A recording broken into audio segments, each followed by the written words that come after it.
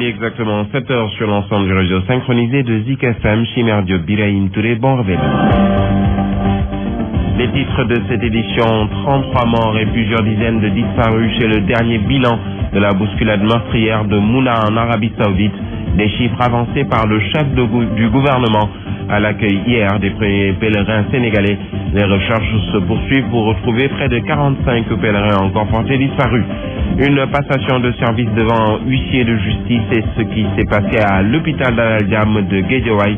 L'ex-directeur poussé à la sortie parle de complot contre sa personne, motif de son refus de se présenter à cette passation de service. Et puis la Casamance endeuillée suite au rappel à Dieu du directeur général de l'ANRAC, l'Agence nationale pour la relance des activités socio-économiques de la Casamance. Sidi Djiba a été emporté par un arrêt cardiaque hier à Ziguinchor. À suivre la page des sports comme tous les matins, ce sera avec Lamine Gueye. Retour sur le bilan de l'Afro-Basket Yaoundé 2015. La revue de la presse de Fabrice Nguema mettra en terme à cette présente session d'information. Bienvenue à toutes et à tous.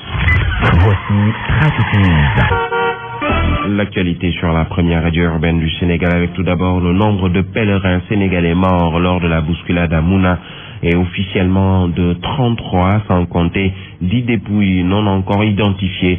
Une annonce faite hier tard dans la soirée par le Premier ministre Mahamad Boun Abdallah Dionne.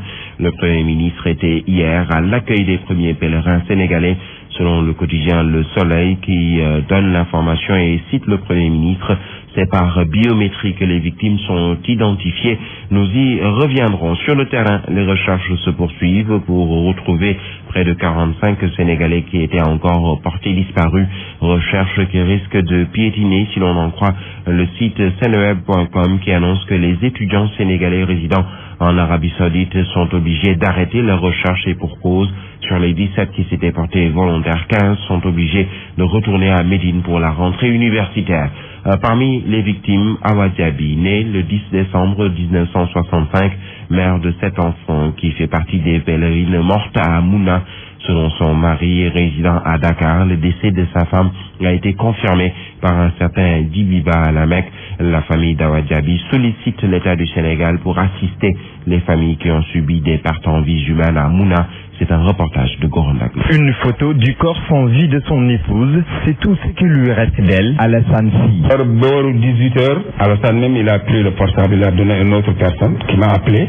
Monam yoyaay diw mané ko waaw monam yaay jëkkër Awa Diaby mané ko waaw monam yalla de def na ci mom luma bëggoon mané ko alhamdulillah.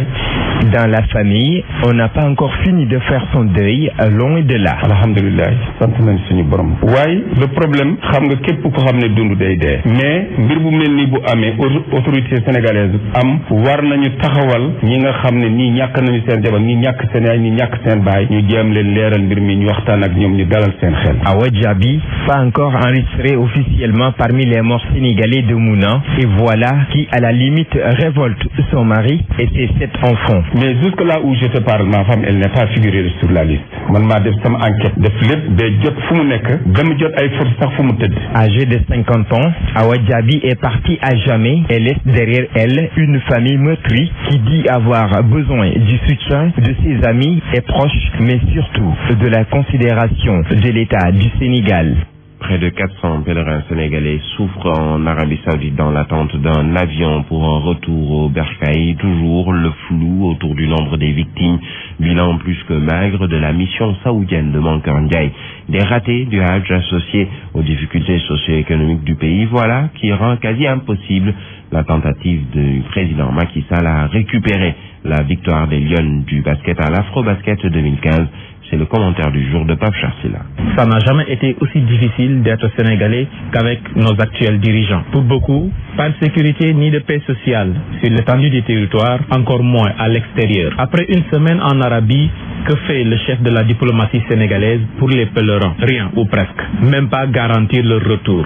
Présentement, Avec Mankeur Ndiaye en Arabie Saoudite, près de 400 de nos compatriotes se retrouvent bloqués à Jeddah. Plus aucun sou pour se prendre en charge et pas moyen de rentrer à la maison. Et le moins qu'on pouvait attendre de Mankeur Ndiaye, lui, le chef de la diplomatie sénégalaise, c'était de garantir ce retour. Le Mali voisin y parvient. Mieux, le Mali peut aujourd'hui être très clair par rapport aux chiffres de Mouna. 80 morts, dont 67 identifiés, 13 non identifiés et 200 disparus. Au Sénégal, le flou total. Et pour noyer le poisson, la majorité présidentielle cherche à surfer et à récupérer surtout le 11e titre des Lions du basket. C'est vrai, il est beau, véritablement magnifique ce titre des Lions du basket, mais que signifie-t-il face à ces morts de Mouna? Que signifie ce titre face à ce Sénégal social difficile? Que signifie ce titre face à une école sénégalaise qui inquiète plus que jamais? Que signifie ce titre dans un Sénégal des incertitudes? Malgré les assurances de la Fondation Mou Ibrahim, sa récupération sur le plan politique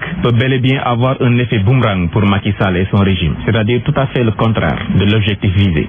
En tout cas, voilà un dossier qui, s'il est confirmé, risque encore une fois d'éclabousser la magistrature sénégalaise. La société Wartsila West Africa, une société finlandaise, principal fournisseur de centrales électriques à la Sénélec, estime avoir été lésée par la justice sénégalaise dans l'affaire de location qui l'oppose à la salle résidence des Jardins.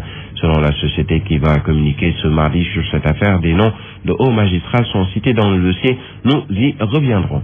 Une passation de service, je le disais en titre, devant un huissier de justice. C'est ce qui s'est passé à l'hôpital d'Al Diam de Guédiawaye. L'ex-directeur de cette structure sanitaire a été forcé de partir selon des sources dignes de foi qui se sont entretenus avec notre correspondant dans ce département, Mamoudou Fofana. La passation de service entre le nouveau directeur de l'hôpital d'Al Diam, Moussa Daf, et le directeur sortant, Youssou Ndiaye, a été fait dans le forcing, du moins, renseigne des sources dignes de foi. En effet, le vendredi passé, journée retenue pour la passation de service, seul Moussa Daf s'est présenté dans les locaux de l'hôpital avec l'inspecteur technique de santé en compagnie d'un huissier de justice commis par l'État du Sénégal et le staff administratif.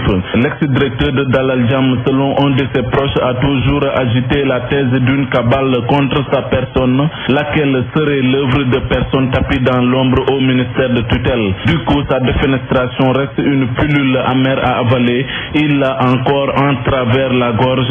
La preuve, les affectations ont eu lieu le 29 juillet passé, mais jusqu'à la semaine dernière, celui n'avait pas encore passé. Le témoin à son successeur avance toujours nos sources.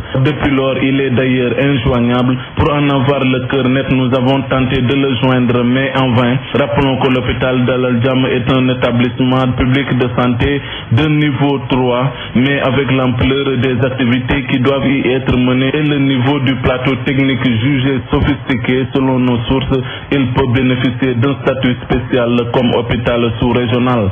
Guédiawaye, Mamoudou Fofana, Zik FM. Mamoudou Fofana, nous parlons de cette autre affaire. Il s'agit de l'IPRES qui a remis hier un chèque de 14 millions de francs CFA aux retraités à Matam. L'Institut de prévoyance retraite du Sénégal va donc partager cette manne financière avec 10 millions qui serviront à la prise en charge médicale, alors que les 4 millions serviront à l'achat de médicaments pour la pharmacie des retraités.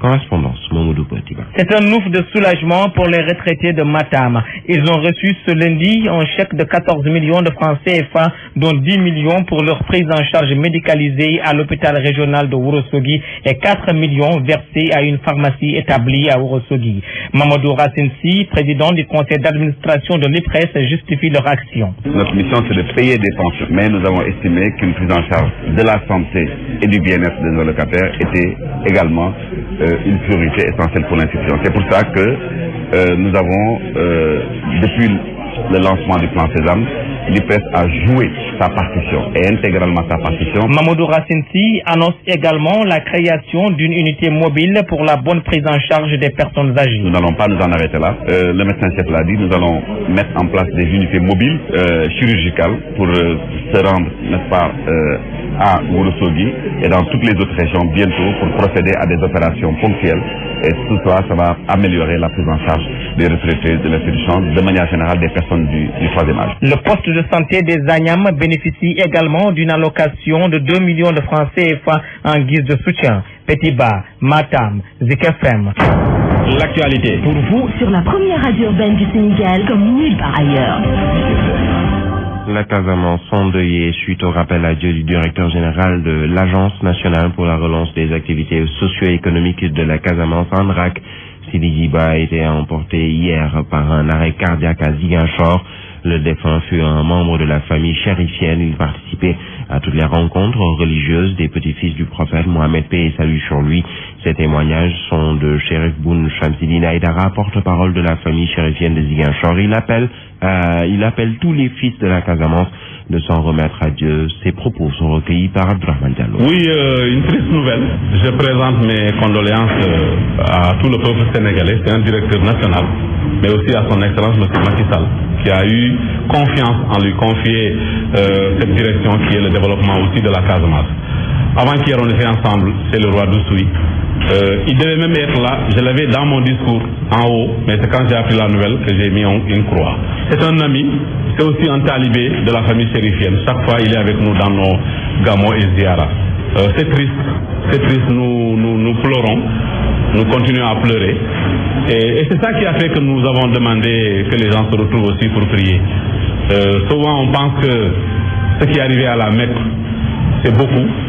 Mais c'est ce qui arrive aussi tous les jours partout. Allah subhanahu wa ta'ala, c'est lui qui choisit. C'est à lui que nous appartenons, c'est à lui que nous retournerons. Nous lui souhaitons, en tout cas, le repos de son âme, que la terre lui soit légère.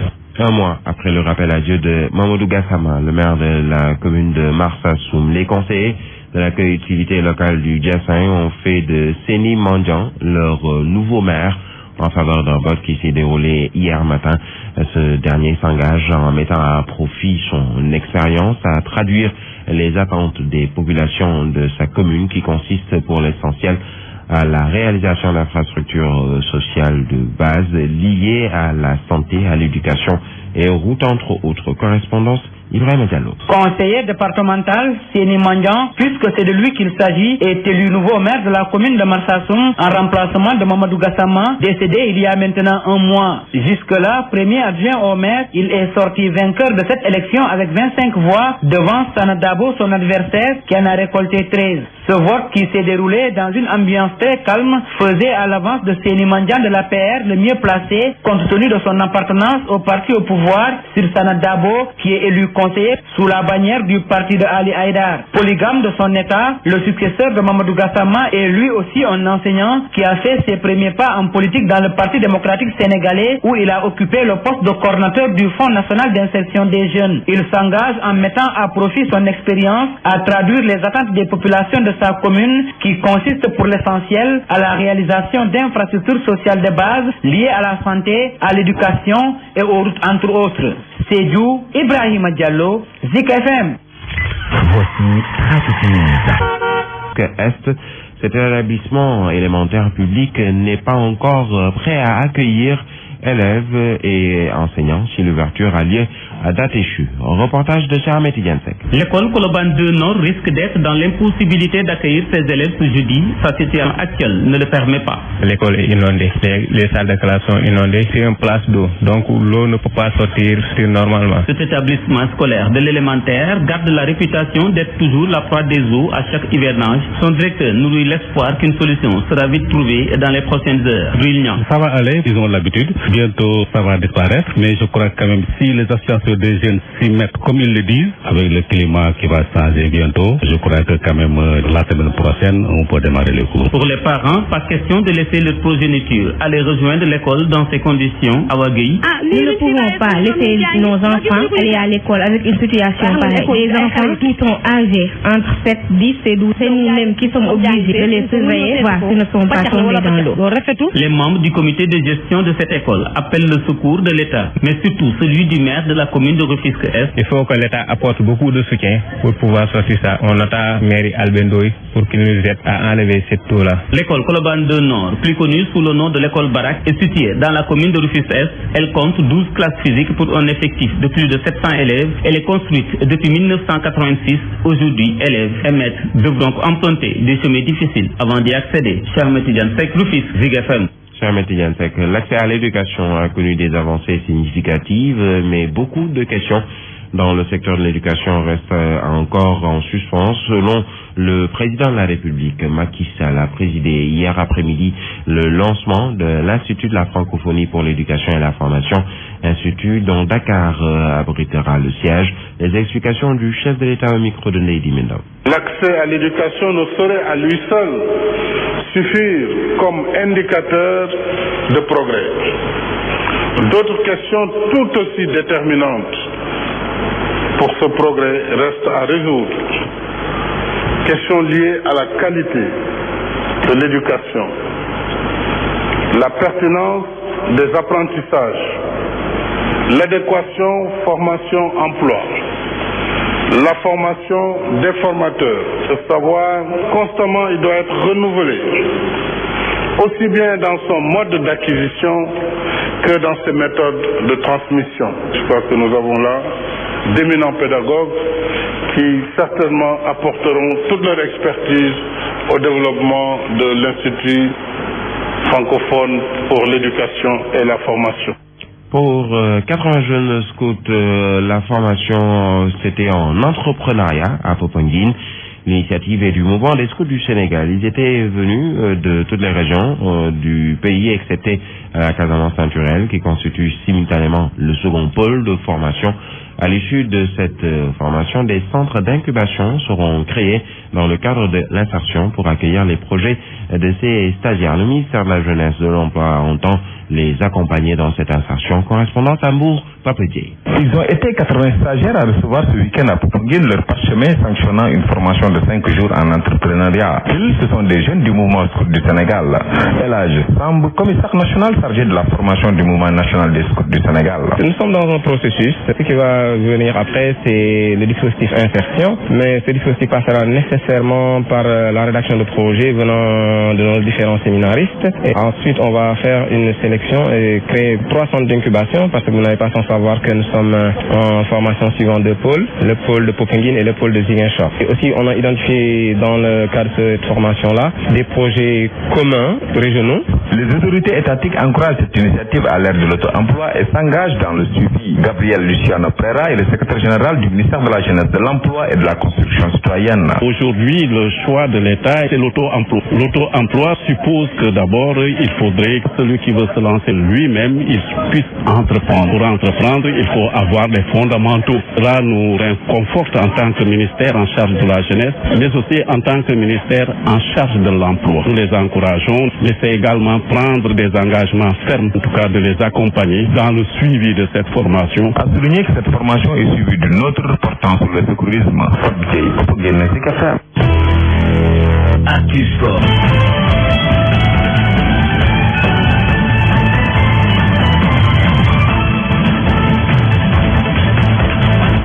Nous en arrivons à la page des sports, 7h20 dans ce studio. Lamine Gueye, bienvenue, bonjour. Bonjour Birahim, bonjour à tous. Nous reparlons de l'afro-basket féminin. La direction technique nationale tire un bilan naturellement positif. Oui, les Lions ont concédé tout de même 2 défaites dans cet afro-basket. L'Angola et le Nigeria sont passés par là, mais cela aura permis le réveil et une montée en puissance, surtout dans la deuxième phase, avec à la clé un titre pour justement la direction technique nationale. Le bilan reste très positif malgré ces 2 revers. Maguette Diop, nous aurons l'occasion de l'entendre plus tard. Et puis toujours concernant l'afro-basket et ces Lions championnes d'Afrique, elles se sont faites belles à Chalimar Couture pour l'audience de demain. Oui, Chalimar Couture, c'est la propriété du ministre conseiller Djoumadien Diakhaté qui participe à sa manière. Les équipements seront troqués à des tenues de cérémonie pour cette deuxième rencontre avec le chef de l'État jeudi pour les récompenses. Les Lions bénéficiaires n'ont pas manqué de magnifier ce geste. Aïcha Kamara. Les Lions continuent de recevoir les honneurs de la nation. Après le chef de l'État, c'est au tour du ministre conseiller Djoumadien Diakhaté d'honorer l'équipe nationale féminine de basket. C'est pas d'aujourd'hui que j'ai commencé à supporter nos vaillantes Lions. Je suis en train de chercher une photo dans mes albums qui date depuis 1984 que j'ai commencé à supporter ces Lions. Et en ce moment, autant que je me rappelle, j'ai eu à les habiller chaque année, la reine et le roi s'habillaient ici gratuitement à Chalimar Couture. Donc ça ne date pas d'aujourd'hui. La patronne de Chalimar Couture va habiller tout le staff et les joueuses. Elles vont faire comme d'habitude, choisir elles-mêmes les habits qu'elles vont porter le jeudi pour aller, Inch'Allah, au palais de la République. Un geste magnifié par la capitaine des Lions, Aya Traoré. C'est vraiment un très grand plaisir aujourd'hui de venir emmener la coupe chez notre marraine, notre maman, notre tante, Tata Djoumadien Diakhaté, qui a toujours été derrière nous, de près ou de loin, et toujours avec des gestes, avec des cadeaux. Donc aujourd'hui, la coupe, elle le mérite autant que nous. Une belle rencontre qui s'est terminée sur ces belles notes de l'artiste Djiby Dramé.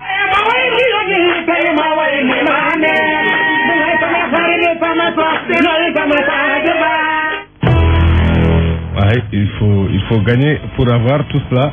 En tout cas, elles sont attendues donc jeudi à la présidence de la République pour justement ces récompenses après le titre africain. Alors, nous parlons football, Algérie-Sénégal. Beaucoup de forfaits en vue des deux côtés. Oui, le match Algérie-Sénégal en amical se jouera le 13 octobre à Alger et déjà Aliou Cissé comme Christian Gourcuff. Les deux sélectionneurs devront faire sans plusieurs de leurs joueurs côté sénégalais. On annonce les forfaits très probables de Mame Biram Diouf, Pape Ndiaye Souaré ou encore Moussa Konaté qui, sur demande de son club d'ailleurs, sera présent. Mais il sera en même temps ménagé. Côté Algérie, il y aura aussi des absences de taille également annoncées. Nabil Bentaleb, Aïcha Mandi ou encore Mehdi Zefane, mais il reste de quoi composer une superbe équipe pour Gourcuff qui a un groupe de qualité. Les Fennecs devront d'abord jouer contre la Guinée avant le Sénégal, des rencontres qui s'inscrivent dans le cadre de la préparation des éliminatoires et de la CAN Gabon 2017 et de la Coupe du Monde Russie 2018.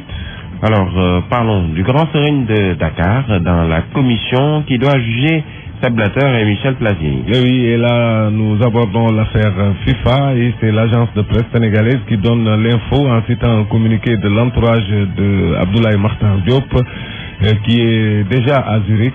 En fait, il participe à la réunion de la chambre de jugement de la commission d'éthique de la FIFA, commission qui va se pencher sur des faits de corruption impliquant Sepp Blatter, le président de la FIFA qui a déjà annoncé sa démission, Michel Platini, le président de l'UEFA, candidat à la présidence de l'instance internationale, de même que d'ailleurs le sud-coréen Chung Moon-jun, j'espère que j'ai bien prononcé. Ah, en tout cas, je ne suis pas coréen. Chung Moon-jun, c'est bien ça. Lui qui a dit ce matin en conférence de presse être sûr d'être condamné par cette commission parce qu'en fait il est combattu dans ses velléités de remplacer Sepp Blatter. Ils sont tous accusés de corruption par la justice américaine sur les conditions date du monde 22 au Qatar. Donc une réunion déterminante pour l'avenir du football mondial. Réunion bien sûr que nous suivrons et c'est toujours important que le grand Serigne Abdoulaye Makhtar Diop puisse assister à ces genres de rencontres, tant mieux pour le Sénégal. Voilà, Birahim pour la page sport. Merci à vous, Lamine Gaye, 7h26.